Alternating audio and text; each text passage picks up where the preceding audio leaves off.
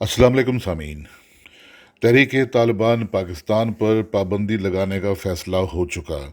लेकिन इससे पहले कि हम बात को आगे बढ़ाएं, हम इस बात पर मज़ीद गौर करेंगे कि जब ये तहरीक तालिबान अभी शुरू हुई 4 रोज़ पहले, तो उस वक्त पाकिस्तान का सियासी मंजरनामा क्या था और वो अब मंजरनामा किस तरह बदला है। और वो उस तमाम चेहरे जिनका ये कहा जा रहा था कि वे अंधेरे में हैं और उसके पीछे कौन कौन है, वो सारे के सारे अब वाज़े होते जा रहे हैं। लेकिन इससे पहले कि हम उस तरफ जाएं और उन मामलात पर बात करें, इस चैनल को आप ज़रूर सब्सक्राइब किया करें और इसको शेयर भी करें अगर आपको अच्छी लगे दोस्तों के साथ, ताकि जिसमें जो गुफ्तगू है वो बहुत से लोगों तक पहुँचे। हुआ तो ये था कि सोमवार को अचानक शाम 4-5 बजे के दरमियान जो साद रिजवी हैं, खादिम हुसैन रिजवी मरहूम के बेटे, उनकी गिरफ़्तारी का फ़ैसला किया गया, उनको गिरफ़्तार किया गया। और 6 बजे शाम के बाद पूरे मुल्क में ये हुआ कि हर तरफ सड़कें बंद कर दी गईं और इतना बड़ा एहतजाज सामने आया जो एकदम गिरफ़्तारी के नतीजे में नहीं आ सकता था।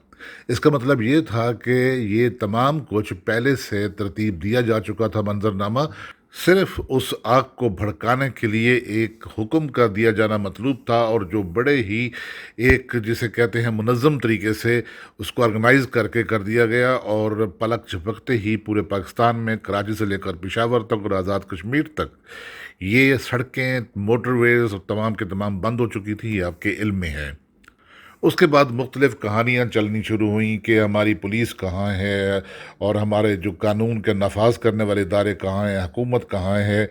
लेकिन उसमें जो जो चीज़ें सामने आती गईं रफ्ता रफ्ता, वो ये भी थी कि साद रिजवी की गिरफ़्तारी के पीछे कौन था। कभी फौरी तौर पर यह कहा गया कि कोई कत्ल की FIR थी, फिर उम्मत अखबार के हवाले से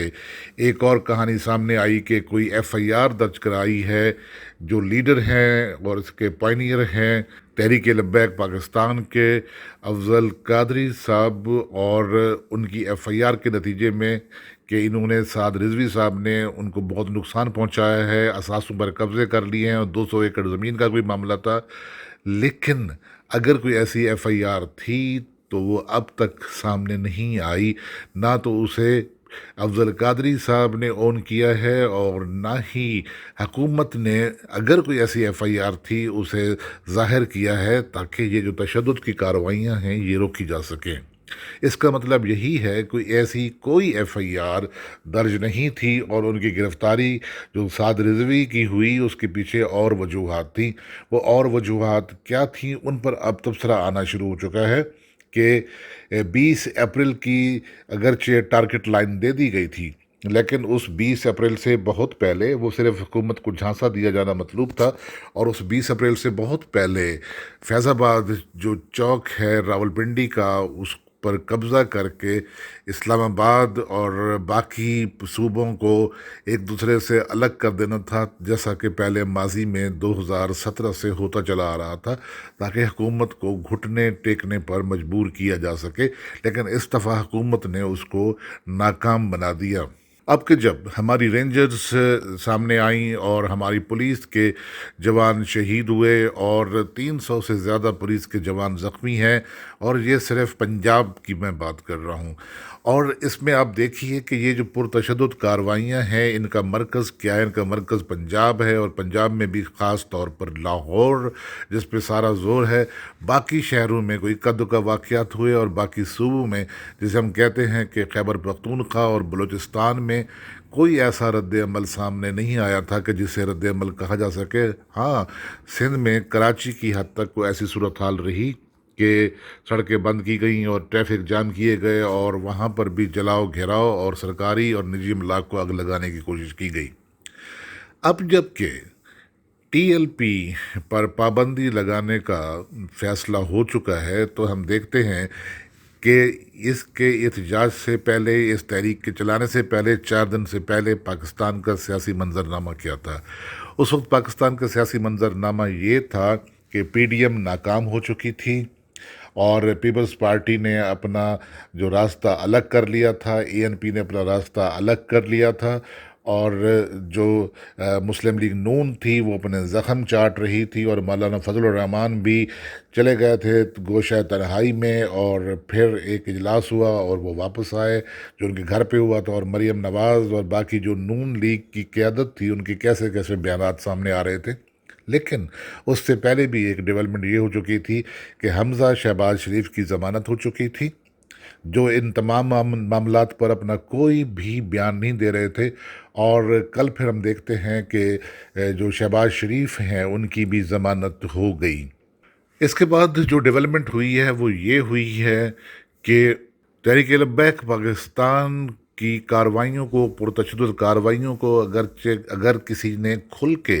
اس کی مذمت کی ہے تو وہ صرف پاکستان پیپلز پارٹی کی قیادت ہے،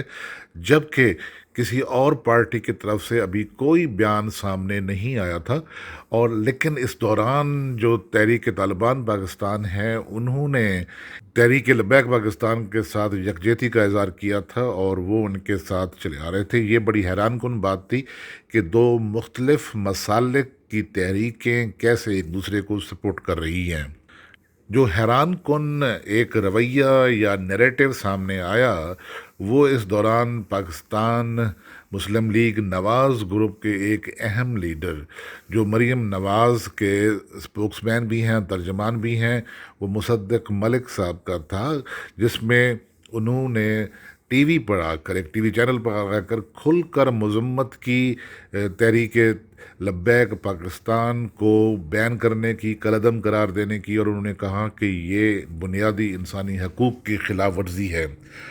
جب اس پر اس ٹی وی چینل کے جو اینکرز تھے انہوں نے ان کو یہ کہنے کی کوشش کی کہ یہ ان متشددانہ کارروائیوں کو اور جلاؤ گھیراؤ کو اور لوگوں کو مارنے کو، کچلنے کو اب کیا نام دیں گے، تو وہ نہ صرف بے پناہ غصے میں آئے اور انہوں نے ان کے ساتھ ایک جھگڑا کرنے کی کوشش کی۔ ہمارے ہاں جب کوئی کسی قسم کی کوئی واردات ہوتی ہے، کوئی کارروائی ہوتی ہے، کوئی جرم ہوتا ہے، تو دیکھا یہ جاتا ہے کہ اس کا فائدہ کسے پہنچ رہا ہے۔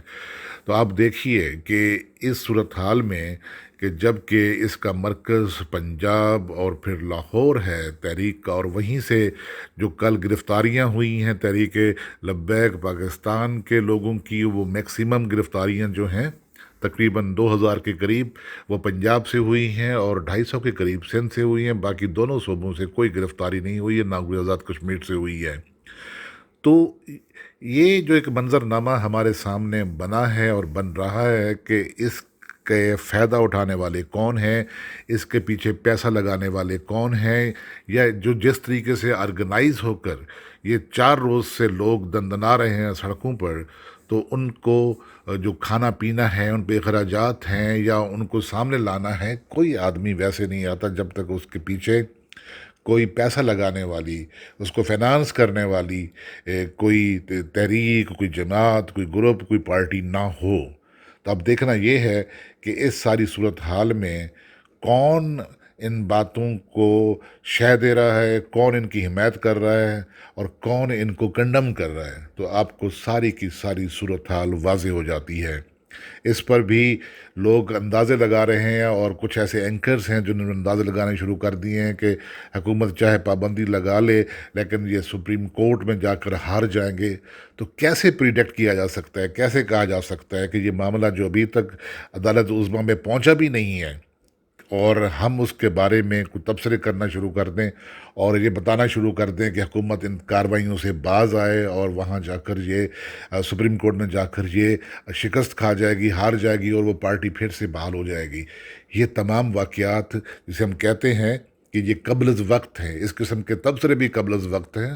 اور یہ ہماری جو عدالتیں ہیں، ہماری جو عدلیہ ہے، ان پر اس قسم کے تبصروں سے پرہیز کرنا چاہیے۔ تو یہ صورتحال جو واضح ہوتی چلی جا رہی ہے، آئندہ چند دنوں میں اور بھی واضح آ جائے گی، دودھ کا دودھ پانی کا پانی ہو جائے گا، پتہ چل جائے گا کہ یہ سارے ہنگامے کروانے والے کون تھے، کن کا یہ مقصد تھا، کن کا مطلب تھا، اور وہ جو حکومت ایک آج اسٹریم لائن اپنی کارروائیاں کر رہی تھی، اپنے معاملات اسٹریم لائن کر رہی تھی، اور لوگوں کے جو امور نمٹانے کی طرف چلی تھی اسے پھر کس نے الجھا دیا، اور یہ جو صورت حال ہے یہ کس کے فائدے میں جاتی ہے اور کس کے نقصان میں جاتی ہے۔ نیچرلی یہ پاکستان کے نقصان میں جاتی ہے، اور وہ طاقتیں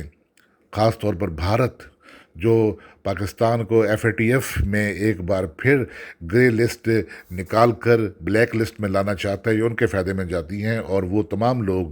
جو بھارت کی بولی بول رہے ہیں اور یہاں پر بھی بھارت نواز جانے جاتے ہیں، تو آپ دیکھ سکتے ہیں کہ ان کا رویہ کیا ہے، کون تحریک لبیک پاکستان پر پابندی کے خلاف کھول رہا ہے، غصہ کر رہا ہے، اور کون اس کی حمایت کر رہا ہے۔ اس کے ساتھ ہی اجازت دیجیے، خدا حافظ۔